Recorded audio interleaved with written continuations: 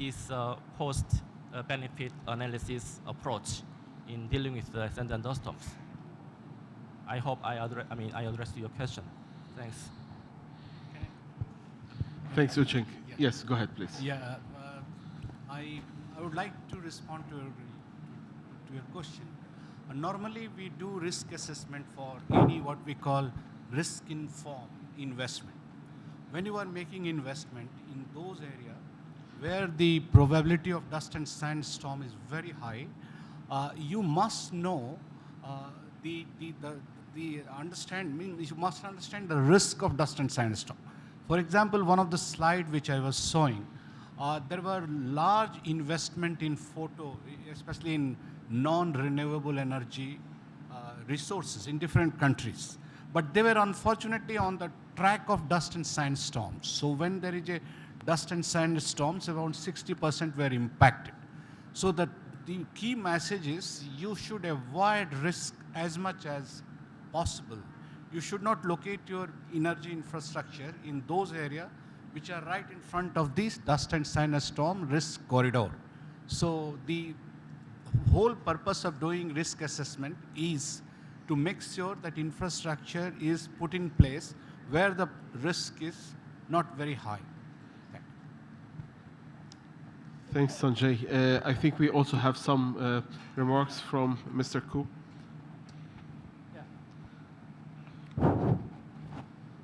Regarding the economic perspective caused by the dust and sandstorm, I assume that the one research papers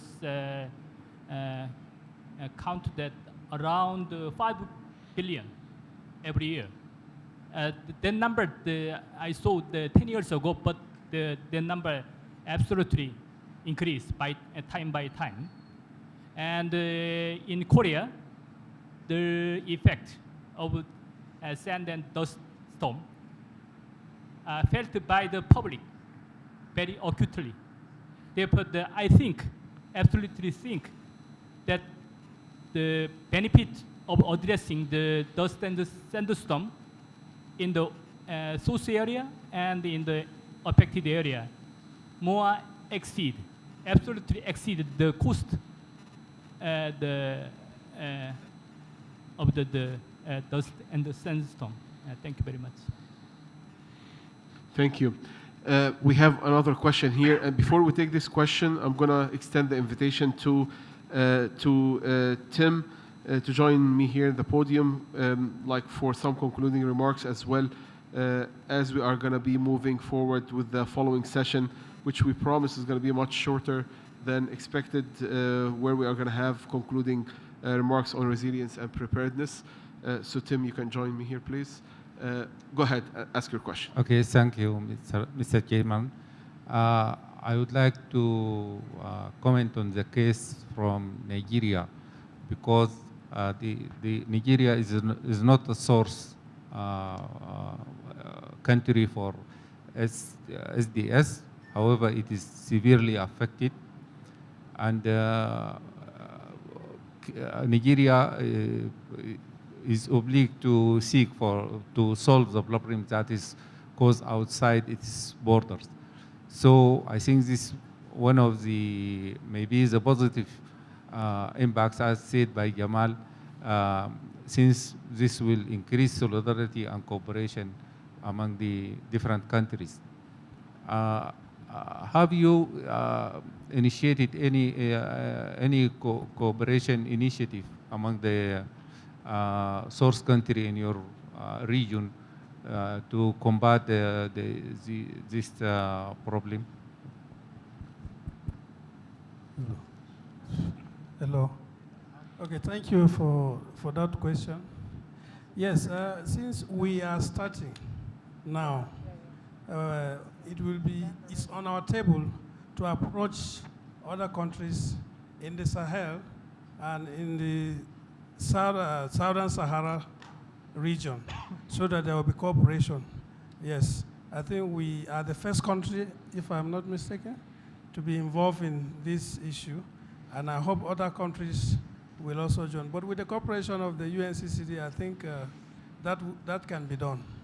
Thank you. Thank you so much. Jose? Yes, thank you. Just to support that that approach, we are working at level of national med service.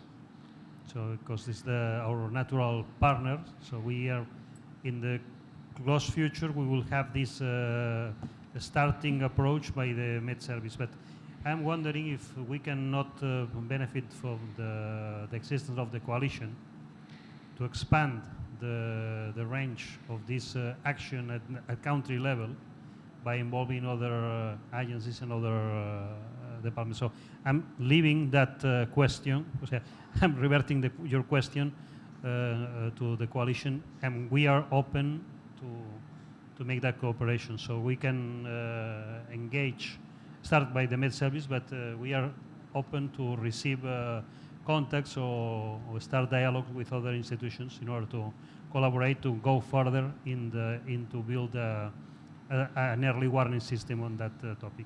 Thank you. Okay, thank you, Jose. Like the discussion is going to keep going. I would just like to extend my appreciation for all the speakers and for all the audience. So please join me in giving them a round of applause. Thank you so much. Tim is going to give some concluding remarks right now for the concluding session. And I encourage all of you also to keep participating. Thank you so much.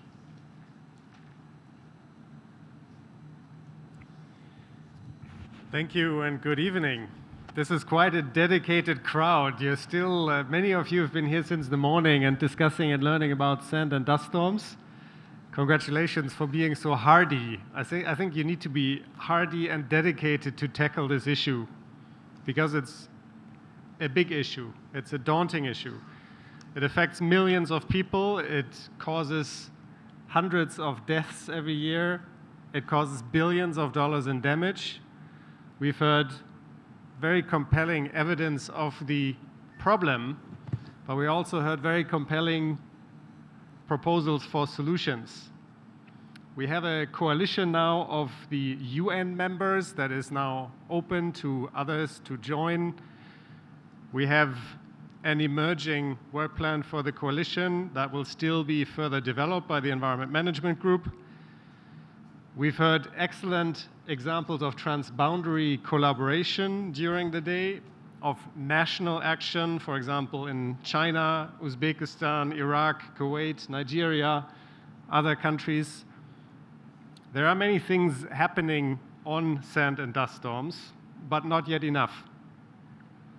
We need to collaborate more. We need to use science better for early warning and for exchanging the technology that can help address the root causes of sand and dust storms, including land degradation.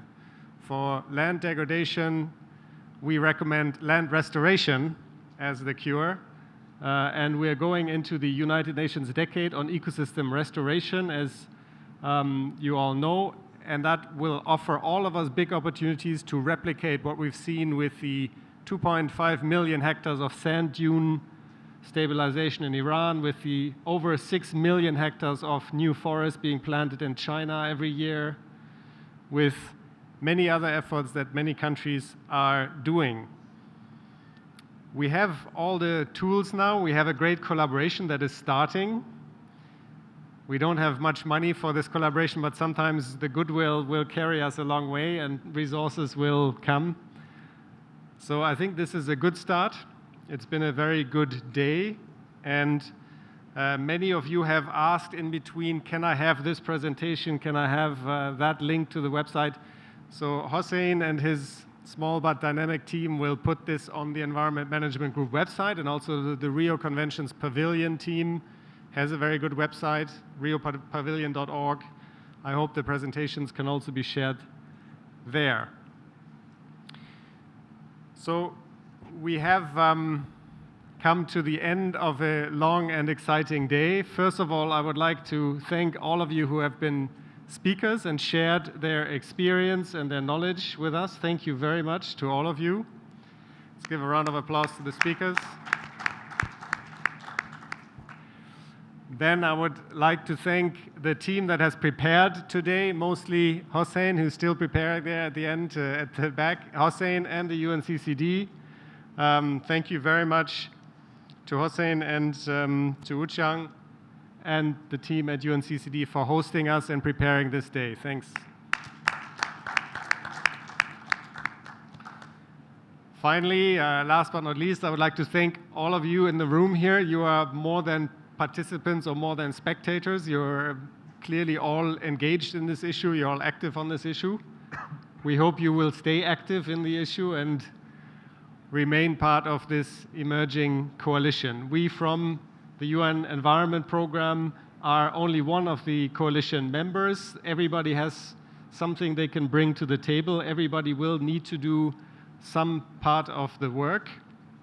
And we will hopefully have a strong and clear work plan soon of how we collaborate, what we do together. But this has been a great start. Thank you all very much. And the coalition is now launched with this day here at the COP. Thank you very much to all of you.